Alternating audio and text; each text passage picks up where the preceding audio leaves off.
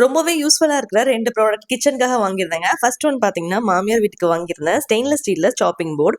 Already அவங்க பார்த்தீங்கன்னா, வுட்டன்ல வச்சிருந்தாங்க. மாய்ஸ்சர் சூப்பரா அப்சர்வ் பண்ணும். சீக்கிரமா வீணாயிடுங்க. நானுமே சென்னையில ஃபர்ஸ்ட் வச்சிருந்தேன். அதுக்கப்புறம் பிடிக்கிறதில்ல. இப்பலாம் சீக்கிரமா வீணாயிடுது மாரி உடைஞ்சிருது. அதுக்காக ஸ்டெயின்லெஸ் ஸ்டீல் தான் யூஸ் பண்ணிட்டு இருக்கேன். அதையே இவங்களுக்கும் வாங்கி தரலாம்னு சொல்லிட்டு வாங்கி கொடுத்தேன். நல்லாவே இருக்குங்க. இதோட பிரைஸ் ஒரு 270 அந்த ரேஞ்ச் தான் வரும். ஸோ யூஸ் பண்ணி முடிச்சதுக்கப்புறம் வாஷ் பண்ணி இந்த மாதிரி ஹேங் பண்ணிட்டீங்கன்னா போதும். நல்லா டியூரபிளாவே இருக்குங்க. செகண்ட் ஒன் பார்த்தீங்கன்னா, இது என்னோட ரொம்ப நாள் ஆசைன்னே சொல்லலாம். ஒரு கிரில் சாண்ட்விச் டோஸ்டர் தான். எந்த பிராண்டா வாங்கலாம்னு யோசிச்சுட்டு இருந்தேன். பிரஸ்டீஜ்னா நல்லா இருக்கும், ஃபெமிலியரான பிராண்ட் சொல்லி வாங்கியிருந்தேன். இது யூஸ் பண்றதுமே ரொம்ப ஈஸிங்க. கூடவே ஒரு மேனுவல் கொடுத்துருக்காங்க. இதுல பாத்தீங்கன்னா ரெட் அண்ட் கிரீன் லைட் இருக்கும். அந்த இண்டிகேஷன் நீங்க ஃபாலோ பண்ணி சூப்பரா வந்து சாண்ட்விச் ஈஸியா மேக் பண்ணிக்கலாம். இந்த சாண்ட்விச் டோஸ்டரை ஆன் பண்ணிட்டு பிரெட்ல இந்த மாதிரி பட்டர் தடவி சாண்ட்விச் உள்ள வச்சு எடுத்தீங்கன்னா போதும். டேஸ்டியான கிரில் சாண்ட்விச் டோஸ்ட் ரெடி. இனிமேல் ஹோட்டல்ல இல்ல ரெஸ்டாரண்ட்ல போயிட்டு சாண்ட்விச் சாப்பிடணுன்ற அவசியம் இல்ல. வெரைட்டியா வீட்லயே நீங்களே செஞ்சு சாப்பிடலாம். ஸோ நான் பாத்தீங்கன்னா நார்மல் ஆனியன் டொமேட்டோ அந்த மாதிரி வெஜிடபிள் சாண்ட்விச் மாதிரி தான் பண்ணியிருந்தேன். அதுவே டேஸ்ட் சூப்பரா இருந்ததுங்க.